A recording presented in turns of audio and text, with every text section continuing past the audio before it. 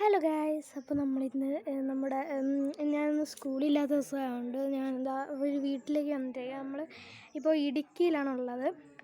ഇടുക്കിയിൽ നമ്മളിപ്പോൾ താമസിക്കുന്ന വീട്, അതിൻ്റെ ചുറ്റുപാട് എല്ലാം ഞാനിപ്പോൾ ഒന്ന് വിശദമായിട്ട് കാണിച്ചു തരാം. അപ്പോൾ ഇതാണ് നമ്മൾ താമസിക്കുന്ന വീട്. അപ്പോൾ നമ്മുടെ കാറിലാണ് വന്നത്. നമ്മൾ വീടിൻ്റെ ഭംഗി നമ്മളിപ്പോൾ സ്റ്റെപ്പ് കയറി പോവുകയാണ്. ഇവിടെ കുറച്ച് 2 ചെയറൊക്കെ ഇട്ടിട്ടുണ്ട് നമുക്ക് ഇരിക്കാനായിട്ട്. ബുക്ക് ചെയ്യുന്ന സ്ഥലം. ഇവൻ്റെ പേരാണ് ചെമ്പൻ. നമ്മളെല്ലാവരും ചെമ്പാന്നാണ് വിളിക്കുന്നത്. കശുമാവ് കണ്ടോ, അതിൽ നിറച്ച് കാച്ചി വയ്ക്കുകയാണ് കേട്ടോ. ഇപ്പം കാച്ചി തുടങ്ങിയിട്ടേ ഉള്ളൂ. മാങ്ങ അത്രയ്ക്ക് വന്നിട്ടില്ല. അപ്പോൾ ഇവിടെ കുറേ അധികം ചെടികളൊക്കെ ഉണ്ട്. എനിക്കിതൊക്കെ ഭയങ്കരമായിട്ട് ഇഷ്ടപ്പെട്ടു കേട്ടോ. ഞാൻ എല്ലാ ചെടികളും കാണിച്ചു തരാം. ഇവിടെ ഒരു വ്യത്യസ്ത തരത്തിലുള്ള ചെടികൾ ഇഷ്ടം പോലെ ഉണ്ട്. ഇവിടെ എല്ലാം ഇവിടെ കൃഷി ചെയ്തുണ്ടാക്കുന്നതാണ്. ഇവിടെ ആയിട്ടൊരു തക്കാളി നിൽപ്പുണ്ട് കണ്ട്. ഇവിടെ ഡ്രാഗൺ ഫ്രൂട്ട് ഉണ്ട്. ഇവിടെ ഇതെന്താണെന്ന് എനിക്കറിയില്ല. ഒരു അടിപൊളി ഫ്രൂട്ടാണ്. ഇതാണ് ഏലം. വലിയ കശുമാവ്. ഈ കശുമാവിൻ്റെ കൈ നേരത്തെ ഞാൻ കാണിച്ചു തന്നത്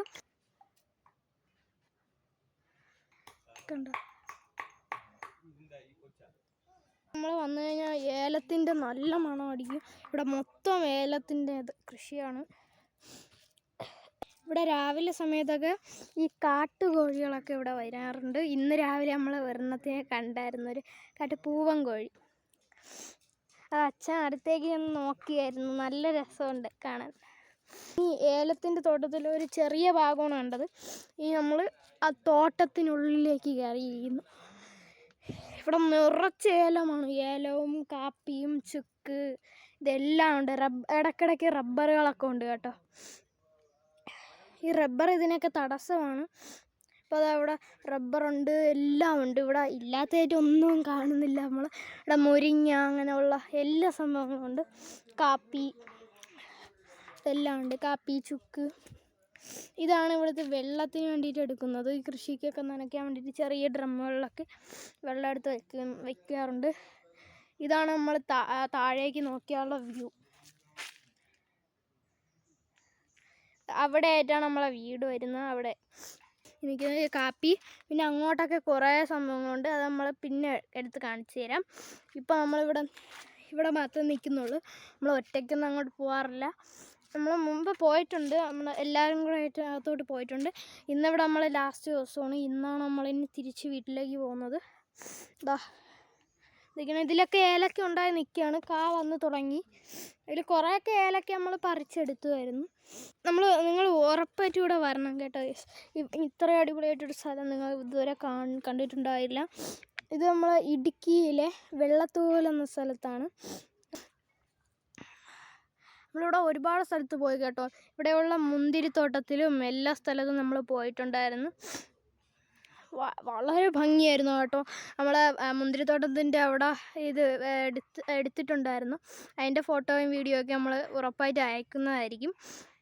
ഇപ്പോൾ ഇത്രയും ഇവിടെ കാണാനുണ്ട്. നമ്മളിപ്പോൾ ഇത്ര മാത്രമേ ഞാൻ ഇപ്പോൾ കാണിക്കുന്നുള്ളൂ. ബാക്കിയുള്ളവരും കൂടെ വന്നതിന് ശേഷം ഞാൻ പിന്നെയും അകത്തോട്ടുള്ള കാഴ്ചകളൊക്കെ കാണിച്ചു തരാം. അടിപൊളിയാണ് കേട്ടോ. ഇവിടെ നിങ്ങൾ ഉറപ്പായിട്ടും ഇവിടെ വന്നേ പറ്റുള്ളൂ. നിങ്ങൾക്ക് എത്രയ്ക്ക് വരാൻ തോന്നുന്നുണ്ടെങ്കിൽ ഇവിടെ ഇടുക്കി വെള്ളത്തൂവൽ എന്നടിച്ച് നോക്കിയാൽ മതി. ചോദിച്ചാലും മതി.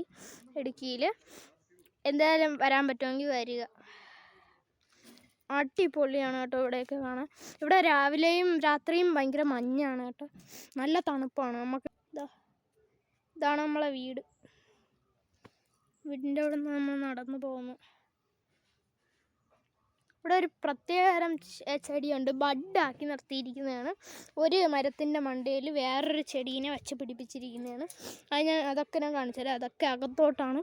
ഇവിടെ ചില സമയത്ത് ഇവിടെ ചേര അങ്ങനെയുള്ള പാമ്പുകളൊക്കെ ഉണ്ട്. ഇതാ കിടക്കുന്ന നമ്മളെ ചെമ്പ.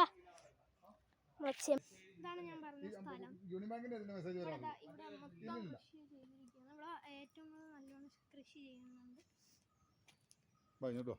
ഇവിടെ ഏലം എല്ലാം ഉണ്ട്. ഇത് ഒരു പുതിയ വെറൈറ്റി കാപ്പിയാണ്. ചന്ദ്രഗിരി എന്നാണ് ഇതിൻ്റെ പേര്. ഇതിൻ്റെ കായ്ക്ക് ഇപ്പോൾ വിപണിയിൽ 350 രൂപ വരെ കിലോഗ്രാമിന് വിലയുണ്ട്. അതാണ് ഇതിൻ്റെ ഒരു പ്രത്യേകതയുള്ളൊരു കാപ്പിയാണ്. ഇത് നമ്മുടെ ഏലമാണ്. ഇത് ഏലക്കായാണിത്. ഈ ഫൈസസിനും മെഡിസിനും ഒക്കെ കൂടുതൽ ഉപയോഗിക്കുന്ന സാധനങ്ങളാണിത്. അപ്പോൾ ഇതാണ് അതിൻ്റെ ചെടി.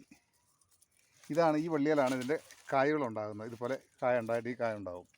ഇതിലൊരു 10 ഇതിന് പറയുന്ന ഒരു കൊത്തെന്നാണ് പറയുന്നത്. ഒരു 10 കായ 12 കായൊക്കെ ഇതിലുണ്ടാവും. ഇത് വരുമ്പോൾ ഇതിനടുത്ത് ഇങ്ങനെ പൂവുണ്ടായി ഇതിങ്ങനെ ഉണ്ടായിക്കൊണ്ടിരിക്കും. പ്ലാവുകളാണിത്. ചക്ക.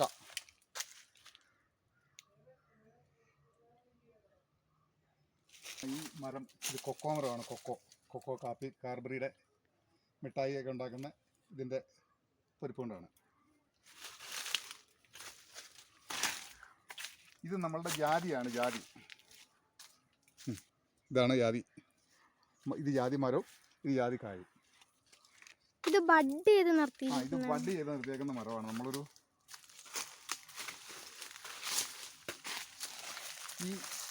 ഇവിടെയാണ് ഇതിൻ്റെ ബഡ് ചെയ്തിരിക്കുന്നത്. ഇതിൻ്റെ അടിയിലേക്ക് ഒരു കാട്ടുമരമാണ്. ഇതിൻ്റെ പേര് കാട്ടുപത്രി എന്ന് പറയും.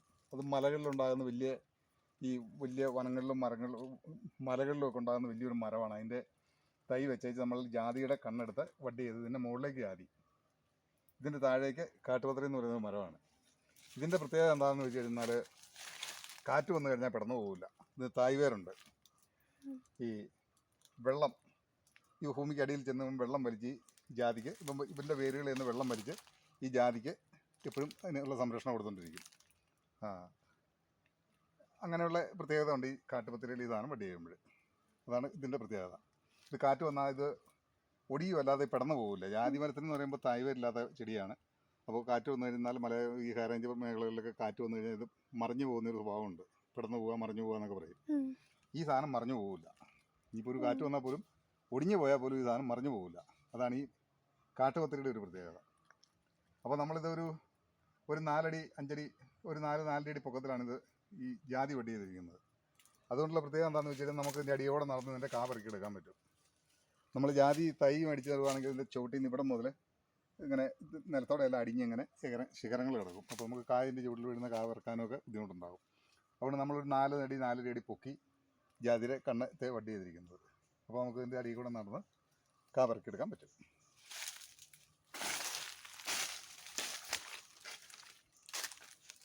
ഇത് നമ്മളുടെ ഒരു ജലസംഭരണിയാണ്. ഇതുകൊണ്ട് ഉദ്ദേശിക്കുന്നത് എന്താണെന്ന് വെച്ചാൽ നമ്മൾ താഴെ കുളത്തിൽ നിന്ന് മോട്ടർ അടിച്ചതിൻ്റെ അത് കയറ്റിയിട്ട് ഒരു 15,000 ലിറ്ററോളം വെള്ളം ഇതിൻ്റെ അത് കയറും. ഈ വേനലൊക്കെ ഇച്ചിരി കൂടുതൽ വന്നു കഴിഞ്ഞാൽ നമുക്ക് ചെറിയൊരു നന കൊടുക്കണമെന്ന് തോന്നിക്കഴിഞ്ഞാൽ നമുക്ക് ഇത് ചെയ്യാൻ പറ്റും. അപ്പോൾ ഇതിൻ്റെ അകത്തൊരു 15,000 ലിറ്ററോളം വെള്ളം കയറും ഇതിൻ്റെ അകത്തേക്ക്. ഇത് നമ്മൾ കുടിക്കാനും കൂടെ ഉപയോഗിക്കുന്ന വെള്ളമായത്. ഇത് ഒരു മൊത്തത്തിലൊരു 6 അടിയിൽ മുകളിൽ 6-7 അടിയോളം പൊക്കമുള്ളത് ബാക്കി മണ്ണിനടിയിലോട്ട് താത്തിയിട്ടിരിക്കുകയാണ്. അങ്ങനെ ഇട്ടേക്കുന്നതുകൊണ്ട് ഇത് നല്ലൊരു കൂളിംഗ് കിട്ടും വെള്ളത്തിന്. മണ്ണിനടിയിൽ അതിൻ്റെ ബാക്കി സംഭവങ്ങൾ. നമ്മൾ കുളത്തിൽ നിന്ന് ഇവിടെ ഒരു ഫിൽറ്റർ മുടിച്ചേച്ച് ആ ഫിൽറ്റർ വഴി വെള്ളം അരിച്ചാണ് ഈ ടാങ്കിലേക്ക് അടിക്കുന്നത്. അപ്പോൾ കുടിക്കാനും നമുക്ക് അത്യാവശ്യം ജലസേചനം നടത്തേണ്ടി വന്നാൽ പോലും ചെയ്യാനായിട്ടൊരു മുൻകരുതലായിട്ട് ചെയ്തു വെച്ചിരിക്കുന്നതാണിത്.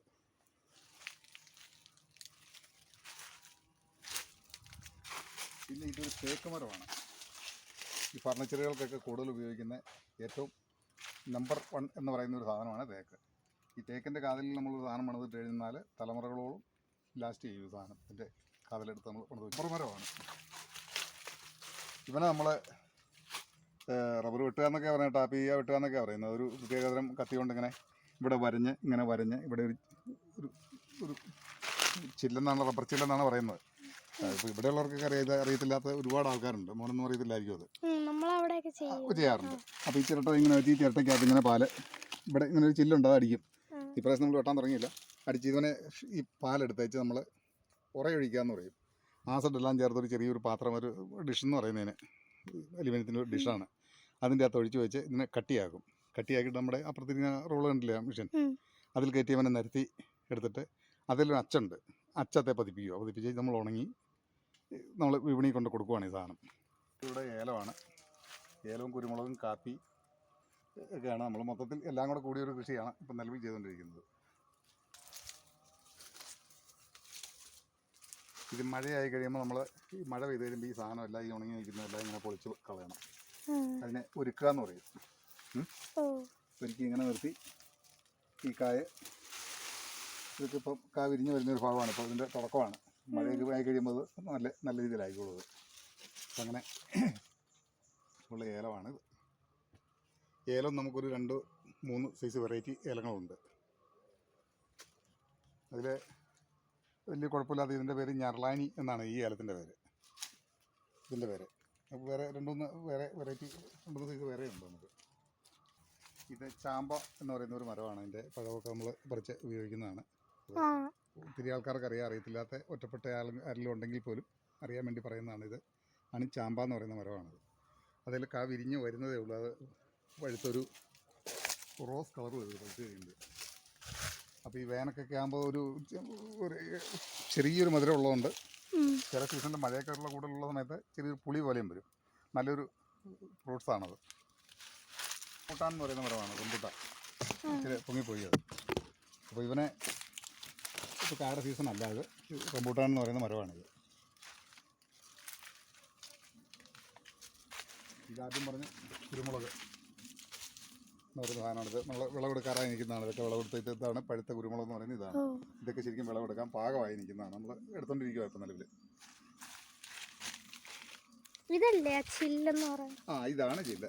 ഇതേലും നമ്മളിവിടെ ഇങ്ങനെ ഈ ഒരു ചാല് കാണുന്നുണ്ടോ? ഇതിങ്ങനെ റബ്ബർ ഒരു പ്രത്യേക കത്തിയാണ്. അതുകൊണ്ട് വെട്ടിയിട്ട് ഈ ചിരട്ട ഇതിങ്ങനെ വെച്ച് കൊടുക്കും. ഇങ്ങനെ വെച്ച് കൊടുത്താൽ ഈ ചിരട്ടയിൽ ഈ ചില്ല് വഴി വന്ന് ഇതിൻ്റെ അകത്ത് പാല് വീഴും. അത് അറിയത്തില്ലാത്ത ഒരുപാട് ആൾക്കാരുണ്ട് അതിനെക്കുറിച്ച്. റബ്ബറില്ലാത്ത മേഖലകളും ഇതിനെക്കുറിച്ച് അറിയില്ലാത്ത ഒരുപാട് ആൾക്കാരുണ്ട്. അവർക്കൊന്ന് മനസ്സിലാകാൻ വേണ്ടി പറഞ്ഞാൽ അത്. ഇതൊക്കെയാണ് നമ്മുടെ മെയിൻ കൃഷികൾ. പിന്നെ ഇടവിളയായിട്ട് വാഴകളും അങ്ങനെയുള്ള ചില കൃഷികൾ ഉണ്ട്. നമ്മുടെ ഇടുക്കിയിലാണ്, ഹൈ റേഞ്ച് മേഖലയാണ്. കൃഷിയാണ് ഇവിടുത്തെ മെയിൻ ഉപജീവന മാർഗം. നമുക്ക് അത്യാവശ്യം കുറേ കൃഷികളൊക്കെ ഉണ്ട്. ഇതും കൂടെ വേണേൽ പിടിച്ചോ. ഇതാണ് കാന്താരി.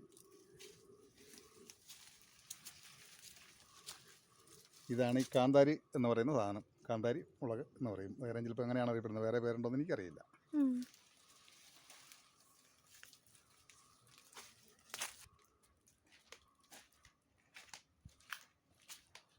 ഇപ്പോൾ തിരിച്ചു പോയിക്കൊണ്ടിരിക്കുകയാണ് കേട്ടോ.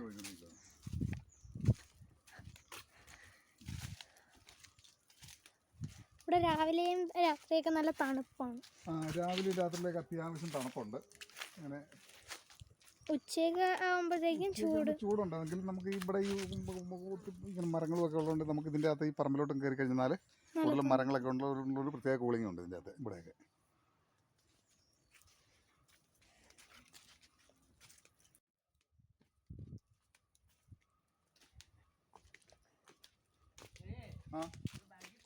എന്താ